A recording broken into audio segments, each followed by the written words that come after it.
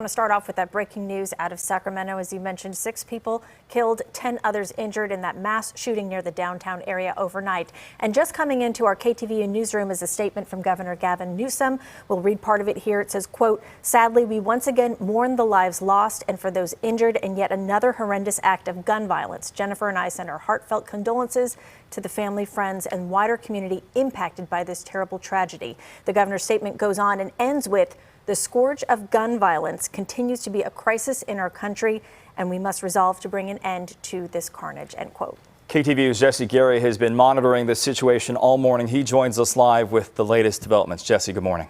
Guys, good morning to you. And the bodies of some of those victims remain at the scene this morning. We're getting new video into our newsroom from YouTube that shows the chaotic moments following the gunfire. Now, multiple police officers, first responders are seen, as well as some of the 16 total victims. You can also hear a woman screaming this morning. Either she has been wounded or connected to one of the victims. This all took place outside clubs in downtown Sacramento near the corner of 9th and K Streets. That's within sight of the state capitol and near the Sacramento Kings home arena, the Golden One Center. This area, popular for nightlife, has a mass transit hub there. Police are now switching out some of their detectives that work the overnight, bringing in those who work the day shift. They're now able to work with the aid of sunlight bathing that crime scene. Gunfire reported around 2 o'clock this morning, and that sent people running for their lives.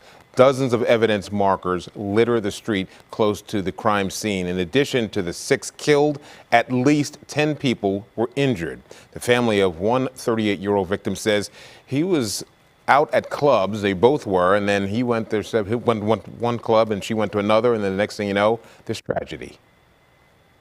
I went home and woke up to a phone call saying that the place he went to is where he died. Police investigators do not have a motive for the violence or suspects. They asked 2 things from the public. A, any kind of tips you have for the guilty party and catching that guilty party, and also B, avoid downtown Sacramento, at least for the foreseeable future, due to the large ongoing criminal investigation. Of note, the Golden State Warriors scheduled to play the Sacramento Kings later today. We do not have information as to how fans should proceed, but obviously we're watching that aspect of it, and we'll pass that along as soon as we can. Another update for you coming up at the top of the hour.